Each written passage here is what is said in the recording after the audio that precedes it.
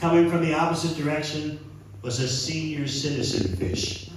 And as the senior fish was passing the two teenager fishes going the opposite way, he asked them, "How's the water?" The teenage fish thought, "Who is this stranger? What's he talking about?" So they just kept swimming. And a little bit further away, the teenage fish asked each other, "What's water?" In other words, they're always swimming in water. That's all they know. They never, as fish, especially teenage fish, they never question what's this medium that we're operating in. So similarly, the water is like success.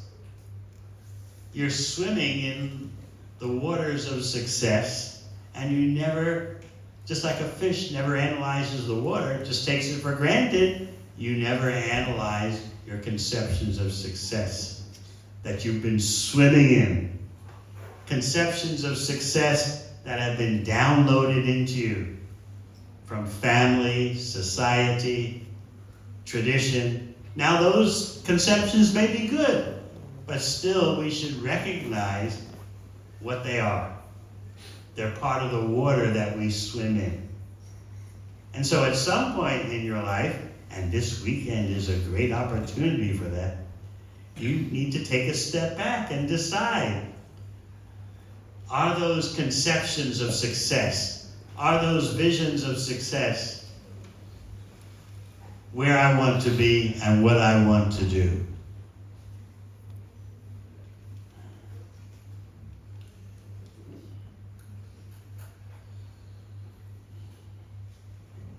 And when you analyze those visions of success that have been implanted into you, it usually comes down to make as much money as you can, because the more money you have, the more safe you'll be, the more secure you'll be, the more successful your family will be. And when you fly back home, the more people will applaud you and, "Oh, you're doing so nice."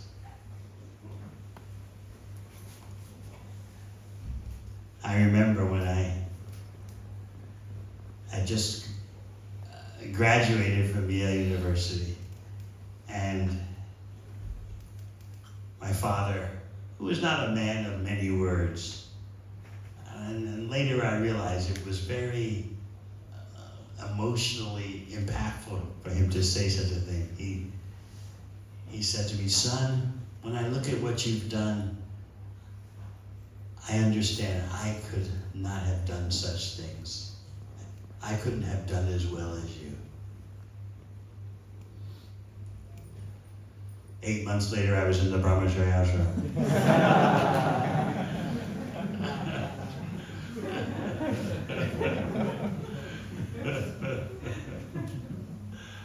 A special case. I don't advocate that for all of you.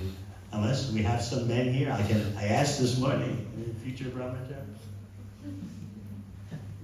Okay. So he had his vision of success. My son, my eldest son, has achieved far beyond anything I could have imagined. He was so proud.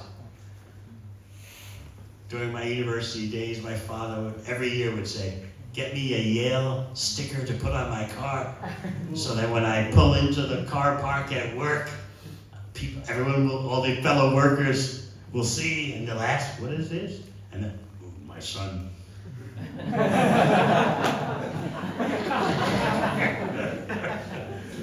"Your son goes to Yale?" "Yes." "Oh, how happy you must be." "Ooh, of course, of course." But then I took up the full-time path of bhakti, and he couldn't understand it at all. He was very angry. This is back in the early 70s in the USA when no one understood in the slightest Bhagavad Gita. No one cared about India, a starving country. This is before the big immigration boom started in the late 80s, early 90s.